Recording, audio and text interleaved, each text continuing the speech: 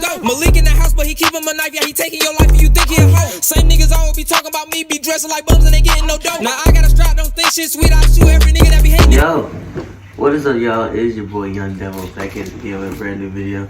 Today I'm here with Yvng MC. What did he say? Yvng MC. Oh my god. Yeah, I'm here with Yvng MC, and today we're gonna be reacting to 3 true psycho roommate horror stories. So yeah, let's get scared, I guess. We're going all the way back to the fall and winter of 1976 for this one. I know, I'm old. And granted, it's an old story, I promise you, it's a good one.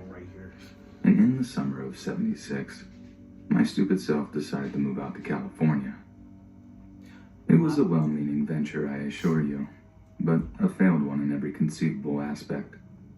I moved back to Arkansas less than a year after I moved out there. No place like home, I suppose. But it also might have had something to do with a roommate I had when I was living in Sacramento. I was kind of a late comer to the hippie movement, too young for the summer of love or the Vietnam protests, but seeing what the war did to my old man was just awful. I was young, real young when he came back, but I remember how different he was, just like a little piece of him was lost over there somehow. So, it wasn't until the mid-70s that I got a wild hair up my butt to move out to San Francisco. No. My old man No, wait, bro, that's nasty. bus money if I stayed in high school long enough to graduate. So, I did. And that same summer I headed out to San Fran on a Greyhound bus. Only I didn't quite make it. I stopped to see a guy I used to go to camp with in Sacramento and, well, just sort of stayed there. His parents offered me their spare room until I had enough money to carry on to Frisco, but living there made me feel like a bum. So, after squirreling away my first 2 paychecks, I decided to move into a shared apartment with 2 strangers. I meet up with the landlord at the house in question. Richard was really weird. And not even weird in a fun, hippie way. He wasn't just... Bro, what are you doing with the knife, bro? Why you slip? That's not. Look at his eyes. Bro, you good? You good? It's like he hasn't slept in 2 years. Man. Probably hasn't. Waving his freak flag high, man. He was the freak flag on his own. First time I noticed was when I walked into the kitchen and Richard was sat at the table, reading a newspaper while holding an orange on top of his head. I asked him what he was doing, and he replied something like, absorbing vitamin C. I laughed, thinking he was just being silly, but when I turned to look at him, deadpan. Oh. The guy was deadly serious. I'm sorry. I start explaining that's not how nutrition works, and he responds by telling me not to lecture him on what goes on in his body. How it was his body and he knew best about it. Okay, I'm sorry. Naturally, I'm just like, okay, dude, You what are you would saying? Being as non-confrontational as possible, but the second I saw Brad, I conceded that he was right. Richard was crazy. Just how crazy, I had no idea, but I was sure about to find out. Richard's behavior remained curiously strange until the time that Brad moved out.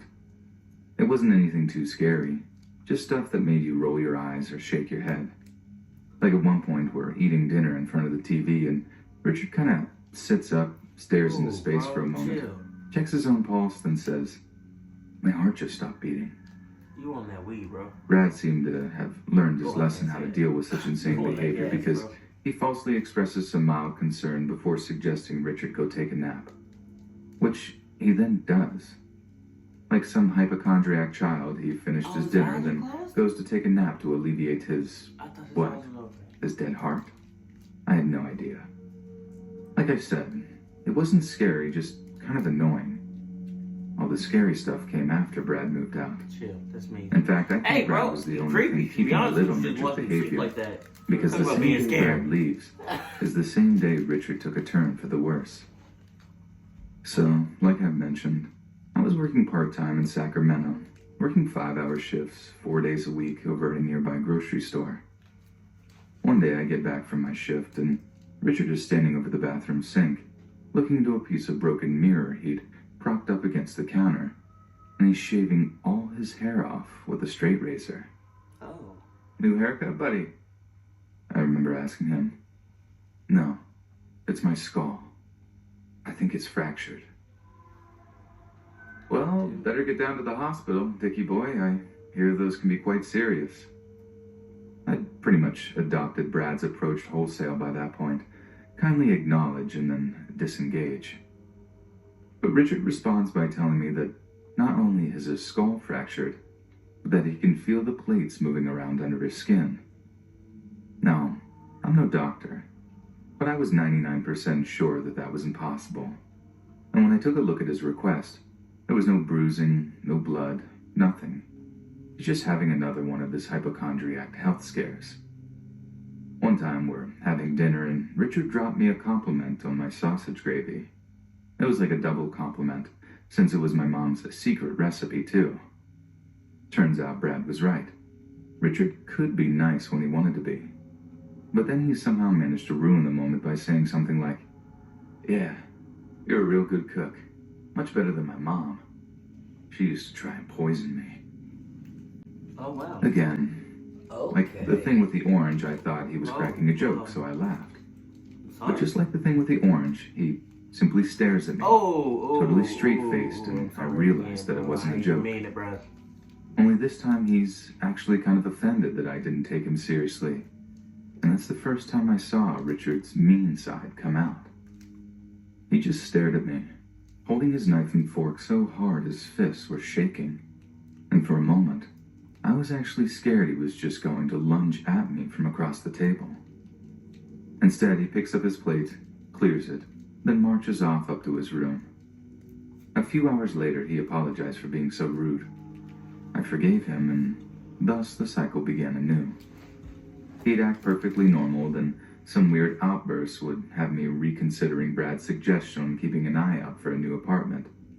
But until I could get more hours at the Safeway, that just wasn't an option for me. If you remember, I moved into the apartment during the fall, and Richard's behavior had been, at worst, amusingly bizarre for the majority of my stay. But the closer and closer we got to Christmas, the more he seemed to be slipping further and further into some downward spiral, and it had turned out to be one he'd never fully recovered from. And it was definitely one that was made entirely worse by our use of recreational drugs.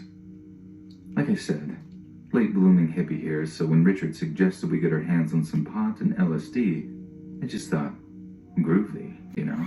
I didn't stop to consider that it might be a terrible idea given his psychological issues. I actually kind of thought drugs might help him, but good lord did that turn out to be total naivety. Man got perks. Like I said, I thought a trip or two might help Richard out, give him a little perspective, but using drugs just sparked some sort of fire in him. Wow. He didn't just use them was recreationally quick, like too. me and my buddies had back in Little Rock. He used them habitually. He tripped every night for a week, until I literally had to hide the little eyedropper of acid I bought for us. And when he finally came out of it, he was all kinds of messed up. The day after he sobered up, I heard him coming down for breakfast. And when he walks into the kitchen area, and I look up, That's crazy. I see he's as naked as the day he was born. Obviously, I'm like, screaming, "Richard, put on some clothes for Christ's sake." He just responds with, "Why?" Grabs some cereal, pours himself a bowl, then just sits down to eat. I was just getting progressively, insanely more uncomfortable, and I couldn't bring myself to eat in front of a naked man like that, so I just got up and walked out. Huge mistake. Because I didn't properly address the whole nudity thing, he took that as him having a free pass. So, with an infuriatingly ever-increasing frequency, I'd have my roommate stumbling around the house, totally nude, while taking pulls on a bottle of Jack Daniels. Now, most people I've told this story to, they have said that they'd have been gone the moment the nudity thing started. But what can I say? I would have been It was less. the 70s. I was something of a freak myself. Oh, wow. And if I couldn't handle one little weirdo in Sacramento, how was I going to stomach rubbing shoulders with hardcore Frisco hippies once I made it out there? No Instead, the final straw was coming home to find him making cocktails. So like I said, I walk into the house one day and I hear the blender in the kitchen whirring. Yeah. I'm killing these niggas, they calling me cocky. Niggas is mad and nobody can stop me. I'm in my bag and it's